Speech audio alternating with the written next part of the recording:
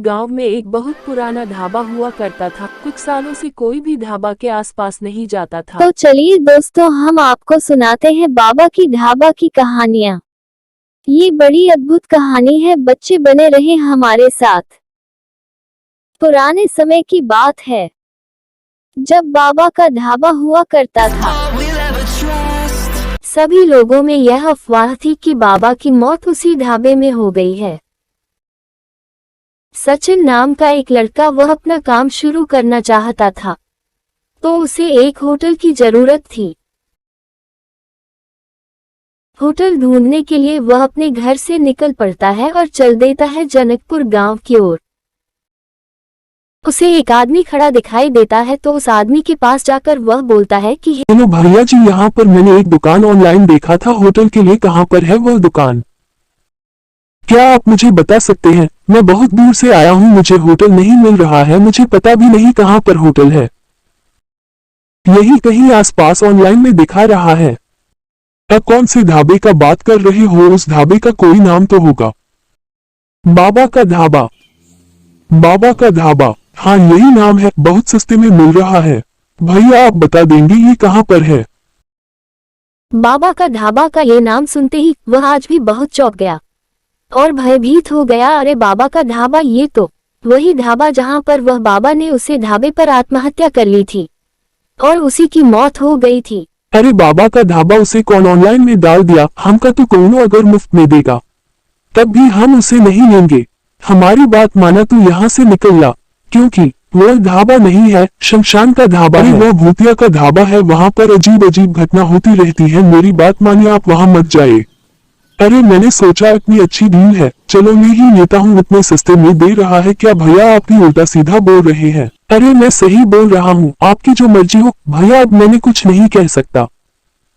इतना कहकर सचिन वहां से चल देता है। लगता है अब ये भी मरेगा, क्योंकि जो आदमी उस ढाबा को खरीदने की कोशिश करता है वो मारा जाता है।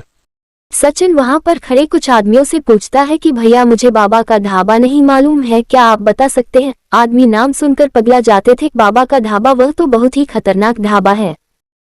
सचिन हर जगह जाकर बाबा का ढाबा ढूंढने लगता है और कि सब आदमी मना कर देते कि भाई मुझे नहीं पता है, आप किसी आगे से पूछ लो। फिर वह सचिन आगे चलकर धीरे धीरे किसी तरह से ढूंढ लेता है। बाबा का ढाबा के पास एक खड़ा आदमी उसे दिखाई देता है और वो समझ जाता है कि शायद लगता है यही आदमी होगा, क्योंकि बाबा का ढाबा नाम सुनकर ही सब लोग डर जाते हैं, तो फिर यही होगा। अरे भैया आप ही हो क्या ढाबे के मालिक? ट्रेडमार्क साइन जो ऑनलाइन पर डाला था बेचने के लिए। अरे हाँ, मैं ही हूँ इस ढाबे का मालिक जो बेचना चाहता हूँ इस ढाबे को। जय बाबा, मेरा ही है, क्योंकि इसे मैं बेचना चाहता हूँ, मुझे पैसों की बहुत जरूरत है। अरे भैया ये ढाबे के बारे में लोग क्या अनाप शनाप बोल रहे हैं, और बोलना है कि इस ढाबे में भूत रहता है। इस ढाबे का कोई रास्ता ही नहीं बता रहे थे। मैं ढूंढती दूर से बड़ी मुश्किल में यहाँ तक पहुँचा हूँ। तुम्हें खरीदना है कि नहीं? ना खरीदना हो तो बता दो, ठीक मेरे पास टाइम नहीं है। उसकी ऐसी बातें सुनकर बेचारा सचिन खड़ा रहा और सुनता रहा। अरे नहीं भैया, ऐसी कोई बात नहीं है, लोग कह रहे थे, और बाबा का ढाबा का नाम से ही लोग इतने घबरा जाते थे, और मुझे रास्ता भी नहीं बताया, इसलिए मैं पूछ रहा था। चलिए खैर कोई बात नहीं, आप कागजात पर साइन कर दीजिए और मैं आपको पैसा दे देता हूँ। इतना सस्ता मिल रहा है तो ले लेता हूँ मैं। अभी का मालिक कागजात पर साइन करके उसको दे देता है और फिर पैसा ले लेता है। चलो भैया, लेन देन तो सब कुछ हो गया। अब ये बोल रहा हूँ दोबारा हम कब मिल रहे हैं, जिससे मैं आपके साथ जैसे खातिरदारी कर सकूं, और फिर आप देखना कितना अच्छा मैं इसे ढाबे का नाम रोशन करके अच्छा पैसा कमा लूंगा। अरे नहीं, अब हम दोबारा कभी नहीं मिलेंगे, क्योंकि मैं जा रहा हूँ शहर में। मेरे बीवी बच्चे वही शहर में ही रहते हैं, और ना ही मुझसे मिलने की कोशिश मत करना। आज से तुम मुझे नहीं जानते और मैं तुम्हें नहीं जानता, ठीक? इतना कहकर वह चल देता है और अपनी गाड़ी में बैठकर निकल जाता है। सचिन सोचता है, अरे ये तो बड़ा ही पागल आदमी है। खैर छोड़ो, जाने दो, क्या अब हमसे मतलब है। आज से ढाबा मेरा हो गया है, अब इसी में मुझे काम करना है। चलो फिर अब मैं खोलता हूँ सतार को और देखता हूँ अंदर क्या क्या है। अरे बाप रे, इतना कचरा, टूटा फूटा सामान। जब आदमी शटर खोलकर देखा तो सारा टूटा फूटा सामान बिखरा हुआ था, इधर उधर पड़ा रहता है और वही ये समझता है कि लगता है सालों से ये दुकान किसी ने खोला नहीं है। मुझे अब जाना पड़ेगा, गांव में किसी मजदूर को लाना पड़ेगा ताकि यह साफ सफाई सब वह कर दे। सचिन चल देता है मजदूर ढूंढने के लिए, लेकिन जब वहां पर कुछ आदमियों से कहता है कि बाबा के ढाबा में सफाई करना है तो कोई करने को तैयार ही नहीं होता था, क्योंकि सब लोग जानते थे कि बाबा की मौत उसी ढाबे पर हो गई थी, इसलिए कोई तैयार ही नहीं हो रहा था। तब सचिन को ढाबे को लेकर और चिंता बढ़ गई कि आदमी कोई मिल नहीं रहा, अब लगता मुझे ही सफाई करना होगा। फिर सचिन झाड़ू उठाता है और अपने ढाबे पर झाड़ू लगाने लगता है। मुझे लगाना पड़ेगा, चलो मैं ही लगा लेता हूँ, अब कोई नहीं मिल रहा तो क्या करूँ।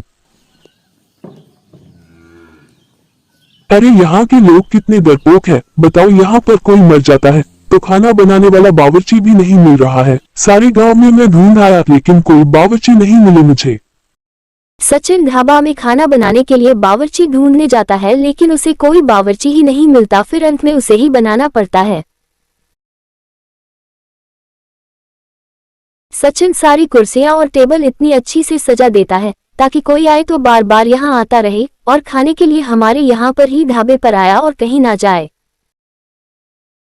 सचिन सोचने लगता है खाना बनाने के लिए कि खाने में क्या बनाऊं जो सबसे स्वादिष्ट और लजीज हो ताकि लोग सबसे ज्यादा पसंद करें। सचिन खाना बनाने लगता है और वह खाने में चिकन और चावल बना लेता है और रोटी भी बनाता है। उसका सारा खाना बन जाता है और फिर वह खड़ा हो जाता है और वह स्लिप भी लगा देता है ताकि चिकन मटन पनीर कितने रुपए कौन देता है, ताकि ग्राहक को पूछना ना पड़े कौन कितने में है। फिर सचिन अपने ढाबा के सामने खड़ा हो जाता है और ग्राहक आने का इंतजार करता है। सुबह से शाम तक उसके ढाबे के आसपास कोई भी आदमी भी नहीं गुजरता है। सचिन निराश हो जाता है और जाकर अपने चारपाई में बैठ जाता है। फिर शाम हो जाते हैं, फिर वह बेचारा निराश होकर सो जाता है।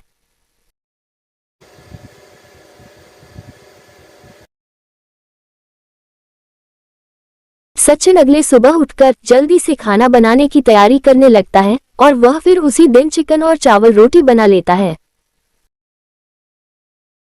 सचिन के ढाबे पर दो लोग आते हैं और कुर्सी पर बैठकर और खाना ऑर्डर करते हैं और फिर खाना खाने लगते हैं। उनका मालिक आता है और कहता है, आज से तुम लोग यहीं से खाना खाना, बहुत अच्छा बनाता है।